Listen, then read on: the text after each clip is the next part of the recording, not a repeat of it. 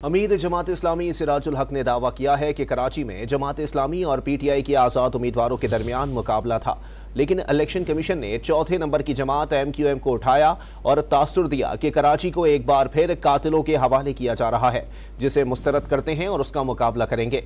उन्होंने इंतखाबात को गैर शफाफ करार देते हुए वाज़ेह किया कि इंतखाबात जाली हों तो उनके नतीजे में बनने वाली हुकूमत भी जाली होगी। शफाफ नहीं हुए।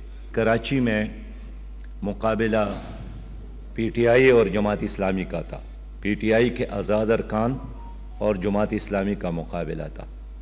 इलेक्शन कमीशन ने एक चौथे नंबर पर पार्टी को उठाया जिसका नाम एमक्यूएम है, और एक लिहाज से पूरी कौम को यही इम्प्रेशन दिया गया कि हम कराची फिर कातिलों के हवाले कर रहे हैं, जिसको हर कीमत पर मुस्तरद करते हैं और उसका मुकाबला करेंगे। ज़ाहिर है जब जाली इलेक्शन हो तो जो भी हुकूमत बनेगी वो भी जाली होगी।